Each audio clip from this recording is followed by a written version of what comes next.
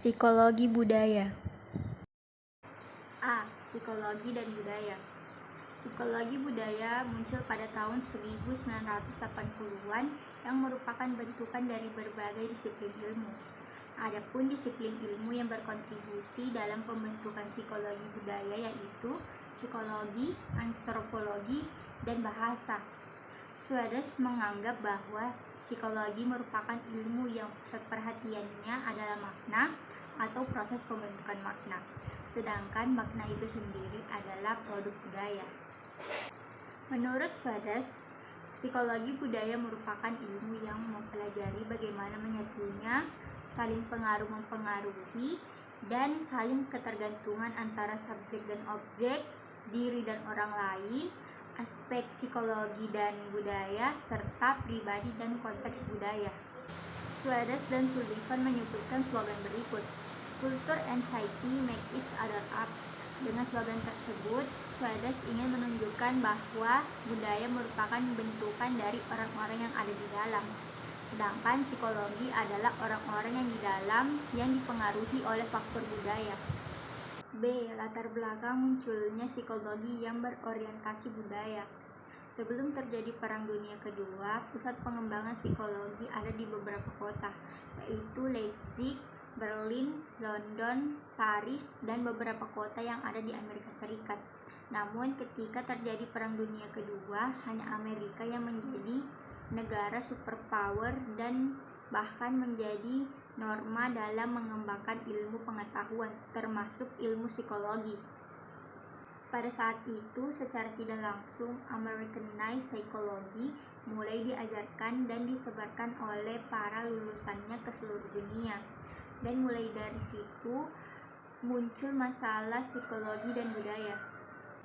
Ketika psikologi Amerika yang dianggap universal dipakai untuk menjelaskan, memprediksi, dan mengendalikan fenomena psikologis yang terjadi di negara lain, resistensi terhadap hegemoni psikologi Amerika kemudian muncul pada tahun 1960-an.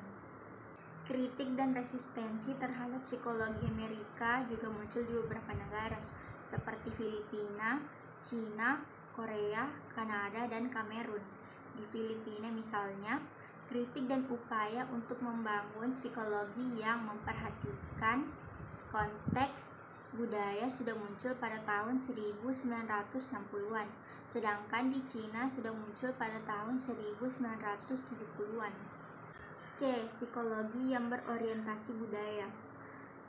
Gruber dan Klubkon menyebutkan 6 kategori definisi budaya yang berdasarkan surveinya terhadap banyak definisi budaya.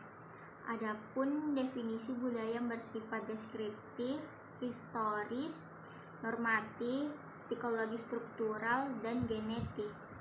Definisi budaya yang bersifat deskriptif berusaha mendeskripsikan aspek-aspek budaya. Yang bersifat histori menekankan pada pembetulan budaya dari waktu ke waktu. Yang bersifat normatif menekankan pada norma-norma bersama yang mengatur kehidupan masyarakat. Yang bersifat psikologi menekankan pada ragam gambaran psikologi. Yang bersifat struktural menekankan struktur organisasi budaya, dan yang bersifat genetis menekankan pada awal munculnya budaya. Munculnya modernisme, feminisme, dan kritik yang tajam terhadap objektivitas psikologi pun berpengaruh ke sebagian pakar psikolog, termaksud pakar psikologi di Amerika Serikat. Pada tahun 2003, Seeley menjelaskan bahwa pakar psikologi yang ada di Amerika Serikat sudah mulai memperhatikan faktor budaya, walau hanya sebatas label saja. Baik, pada kesempatan kali ini saya akan mempresentasikan tentang psikologi lintas budaya. Psikologi lintas budaya mulai terbentuk pada tahun 1960-an, di mana pada tahun 1966 dilaksanakan konferensi di Nigeria yang dihadiri hampir 100 psikolog sosial dari berbagai belahan dunia. Konferensi ini merupakan salah satu momen penting yang menandai kemunculan psikologi lintas budaya pada tahun 1970. Psikologi lintas budaya merupakan bagian dari psikologi mainstream. Psikologi lintas budaya diartikan sebagai studi tentang persamaan dan perbedaan fungsi psikologis individu di berbagai kelompok budaya, etnobudaya, atau tentang hubungan antara variabel psikologis, sosiokultural, ekologi, dan variabel biologi, dan tentang perubahan-perubahan pada variabel-variabel tersebut. Kemudian pengertian mengenai psikologi lintas budaya juga disampaikan oleh Siraev dan Levy pada tahun 2004, yaitu The Critical and Comparative Study of Cultural Effect on Human Psychology. Budaya berbicara tentang perbandingan berbagai variabel psikolog dan berbagai konteks budaya yang berbeda. Kemudian ada tujuannya, yaitu menguji kemampuan generalisasi dari teori-teori psikologi yang sudah ada. Yang kedua, mengeksplorasi budaya-budaya lain agar dapat diketahui variasi psikologi dan budaya yang selama ini tidak diketahui. Yang ketiga, mengintegrasikan hasil-hasil penelitian lintas budaya dengan dua tujuan yang telah disebutkan tadi, sehingga menghasilkan psikologi yang universal. Psikologi lintas budaya juga menggunakan metode penelitian, di mana dalam memahami fenomena, psikologi lintas budaya menggunakan dua pendekatan, yaitu emik dan etik. Pendekatan etik mencoba memahami suatu fenomena dengan menggunakan teori dan metode yang sudah sebagai kriteria. Yang sedangkan pendekatan emik mencoba memahami suatu fenomena menurut sudut pandang yang mengalaminya. Ciri-ciri emiknya itu, yang pertama, mempelajari perilaku dari dalam sistem. Yang kedua, hanya menguji satu budaya. Yang ketiga, peneliti tidak membuat struktur. Dan yang keempat, kriteria tergantung pada karakteristik internal. Sedangkan etik berbanding terbalik dengan emik. Yang pertama, mempelajari perilaku dari luar sistem. Yang kedua, menguji banyak budaya dan membandingkannya. Yang ketiga, peneliti membuat struktur. Dan yang keempat, kriteria yang dipakai bersifat pasti dan universal. Mungkin cukup sekian yang bisa saya sampaikan. Kurang lebihnya mohon dimaafkan. Baik, selanjutnya saya akan membahas mengenai psikologi budaya.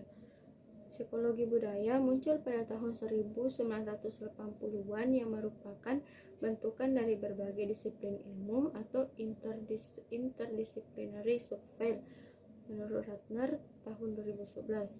Adapun disiplin ilmu yang berkontribusi terhadap pembentukan psikologi budaya adalah psikologi, antropologi, dan bahasa. Dari ilmu psikologi ada nama Jerome Bruner, dari ilmu antropologi ada Richard Shweder, dan dari ilmu bahasa ada Vygotsky. Menurut Shweder, tahun 1990, psikologi budaya merupakan ilmu yang mempelajari bagaimana menyatunya saling pengaruh memengaruhi dan saling ketergantungan antara subjek dan objek, diri dan orang lain, aspek psikologis dan budaya, pribadi dan konteks budaya. Menurut Brunner, seperti yang dikutip Sile tahun 2003, karena pikiran manusia itu berkait dengan budaya, maka tidaklah mungkin membangun psikologi tanpa memperhatikan budaya atau hanya fokus pada manusia. Pikiran manusia dipandang sebagai identitas sosial yang hanya bisa dipahami jika sistem budaya yang berhubungan dengannya dipahami, dan perilaku manusia pun hanya akan bermakna jika dipahami dalam konteks budaya tertentu. Menurut Segal DKK, seperti dikutip Siraev dan Levy tahun 2004. Psikologi indigenous. Psikologi indigenous yaitu the scientific study of human behavior or domain that is native, that is not transport from other regions, and that is designed for its people, menurut Kim dan Berry tahun 1993. Psikologi indigenous lahir karena psikologi mainstream yang dianggap cenderung ke barat-baratan, lebih mewakili psikologi penjajah dan teori kebangsaan juga ideologi. Penggagas psikologi indigenous secara terang-terangan menyatakan bahwa psikologi Filipina dibangun dengan tujuan untuk menghentikan penjajahan pemikiran terhadap bangsa Filipina. Psikologi indigenous umumnya didirikan oleh ilmuwan non-barat yang menginginkan psikologi yang lebih merefleksikan lingkungan budaya dan sosial mereka dan lebih banyak menggunakan sumber daya budaya sendiri, menurut Alwood dan Berry tahun 2006. Adapun asumsi penting dan penelitian strategis psikologi indigenous menurut Kim dan Berry, yaitu yang pertama, psikologi pribumi menekankan pemahaman dari latar belakang yang berbeda termasuk latar belakang ekologi, budaya, politik, atau sejarah. Yang kedua, psikologi pribumi bukanlah studi tentang suku terasing, tetapi studi tentang kebutuhan setiap latar belakang budaya untuk meningkatkan pemahaman pribumi tentang diri mereka sendiri. Yang ketiga, yaitu di bawah latar belakang budaya tertentu mungkin ada banyak pendapat yang hanya diyakini oleh kelompok tertentu. Yang keempat, yaitu menerima psikologi pribumi tidak serta-merta mengurangi metode yang digunakan saat ini. Yang kelima, tidak boleh ada pendapat yang lebih unggul dari yang lain. Yang terakhir, yaitu salah satu tujuan dari indigenous psikologi adalah menemukan teori atau hukum universal. Psikologi indigenous. Menurut Jahoda, tahun 2016, cikal bakal psikologi indigenous sebenarnya sudah ada sejak pertengahan abad ke-20, tepatnya pada tahun 1960. Yang pada saat itu terdapat beberapa pakar psikologi di Filipina yang mengkritik hegemoni dan kolonialisasi psikologi Barat dan mengupayakan indigenization. Paredes, Canelao, dan Babaran Diaz tahun 2013 menulis bahwa indigenization dimulai pada tahun 1960 ketika University of Philippines Community Development Research Council mempertanyakan relevansi teori-teori Barat dan mulai melakukan penelitian dengan menggunakan konsep-konsep yang digali dengan budaya Filipina. Dari beberapa survei mengatakan bahwa di Cina, psikologi indigenous atau China Psychology mulai berkembang pada tahun 1970 dengan tokoh utamanya adalah Kuo Suyang. Di New Zealand, wacana mengenai hubungan budaya dan kepribadian yang sudah muncul pada tahun 1970-an khususnya dalam menjelaskan tentang keunikan masyarakat Maori yang memegang budaya, nilai-nilai, dan etika yang disebut dengan tikanga Mazon Durie. Seorang psikiatrisan psikologi yang berperan penting dalam penelitian terhadap masyarakat Maori. Di India, ide psikologi indigenous atau Indian Psychology sudah muncul pada tahun 1970-an dan menguat pada tahun 1980-an dengan tokoh utamanya adalah B.P. Zina. Di Kanada, keinginan untuk membentuk psikologi yang memperhatikan budaya sendiri muncul pada tahun 1970-an dengan tokoh utama yaitu John Berry. Dan di Filipina, psikologi indigenous mulai berkembang pada tahun 1971 dengan tokoh utamanya Virgilio G. Enriquez. Perbandingan psikologi lintas budaya, psikologi budaya, dan psikologi indigenous terbagi menjadi 3 kategori. Kategori yang pertama yang kita bahas adalah menurut tujuan, ruang lingkup, dan fokusnya. Nah, tujuan psikologi lintas budaya yaitu membangun psikologi yang universal. Yang kedua, tujuan psikologi budaya yaitu membangun sistem pengetahuan yang kultur bound. Yang ketiga, tujuan psikologi indigenous yaitu membangun psikologi monokultural, cross-kultural, atau universal. Nah, yang kedua, ruang lingkup. Ruang lingkup dari psikologi lintas budaya yaitu merupakan subdisiplin dari psikologi mainstream. Yang kedua, ruang lingkup psikologi budaya yaitu perkawinan dari ilmu psikologi dan antropologi. Yang ketiga, ruang lingkup dari psikologi indigenous yaitu meliputi keduanya dari psikologi lintas budaya maupun psikologi budaya. Yang ketiga, ada fokus. Fokus psikologi lintas budaya yaitu lebih mengutamakan penelitian mengenai persamaan psikologis dan perilaku daripada perbedaannya. Kedua, fokus psikologi budaya yaitu lebih mengutamakan penelitian perbedaan psikologis dan perilaku daripada persamaannya. Nah, yang terakhir yaitu fokus dari psikologi indigenous yaitu tidak punya keinginan dalam kedua hal hal tersebut. Perbandingan kategori yang kedua yaitu orientasi teoritis. Orientasi teoritis dari psikologi lintas budaya yaitu yang pertama seperti ilmu alam, yang kedua perilaku merupakan gejala dari proses psikologis yang bersifat universal, yang ketiga budaya dan perilaku merupakan dua hal yang terpisah, yang keempat proses dan struktur psikologis dan perilaku merupakan sesuatu hal yang terpisah, yang kelima konsep-konsep psikologis dan perilaku didefinisikan sebagai bebas dari budaya ataupun konteks free. Yang keenam, penjelasan universal lebih diutamakan. Yang kedua, orientasi teoritis dari psikologi budaya.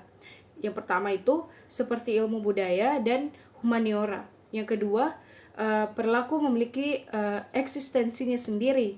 Yang ketiga, budaya dan perilaku adalah dua hal yang tidak bisa dipisahkan.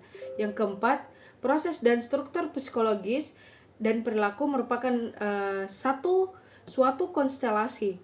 Yang kelima, konsep-konsep psikologis dan perilaku didefinisikan bebas dari unsur budaya ataupun konteks bound. Yang keenam, penjelasan terbatas pada konteks budaya tertentu lebih diutamakan. Nah, yang ketiga adalah orientasi teoritis dalam psikologi indigenous itu dari psikologi lintas budaya dan psikologi budaya itu keduanya dapat diterima dan semuanya itu bersifat penting.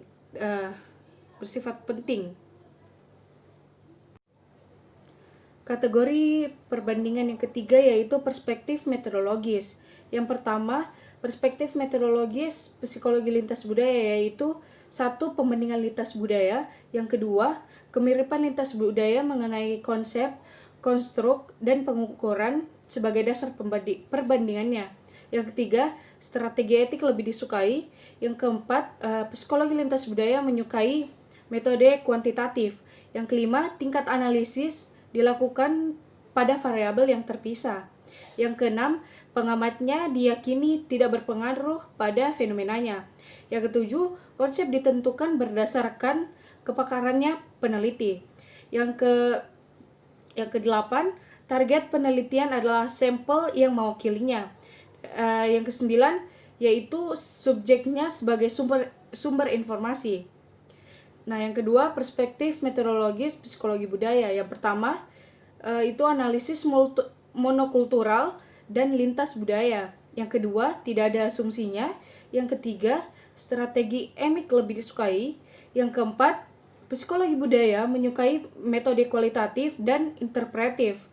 Yang kelima, tingkatan analisis dilakukan pada sistem budaya. Yang keenam, pengamat diyakini akan berpengaruh pada fenomenanya. Yang ketujuh, konsep ditentukan oleh pandangan subjek penelitian. Yang kedelapan, target penelitian adalah kasus khusus. Nah, yang kesembilan, kasus khusus sebagai objek pengamatan.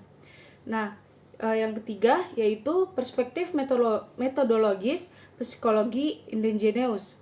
Yang pertama, analisis monokultural dan lintas budaya. Yang kedua, tergantung pada perspektif teoritis dan metodologis.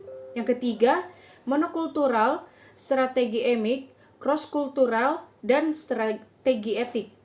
Yang keempat, yaitu keduanya bisa diterima dari psikologi lintas budaya dan psikologi budaya dari metodenya. Yang kelima, yaitu kedua tingkatan analisis bisa diterima. Nah, yang keenam, keduanya bisa diterima dari psikologi lintas budaya dan psikologi budaya, yaitu pengamatannya. Yang ketujuh, yaitu Konsep ditentukan baik oleh peneliti ataupun subjeknya. Yang ke-8, keduanya bisa diterima dari psikologi lintas budaya dan psikologi budaya, yaitu target penelitiannya. Lalu yang terakhir, keduanya bisa diterima dari psikologi lintas budaya dan psikologi budayanya, yaitu sebagai kasus dan sebagai sumbernya.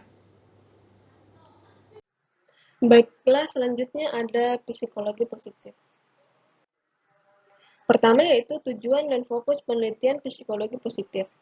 Ruang lingkup psikologi positif meliputi penelitian terhadap pengalaman subjektif yang bersifat positif, penelitian terhadap sifat positif seseorang, dan penilaian terhadap institusi yang memungkinkan munculnya pengalaman yang sifatnya positif. Haveron dan Boniwell menyampaikan bahwa fokus penelitian psikologi positif terhadap 3 pengalaman positif di masa lalu, sekarang atau happiness and flow, dan masa yang akan datang, optimis dan hope, baik pada tingkatan subjektif, individual, maupun kelompok yang besar.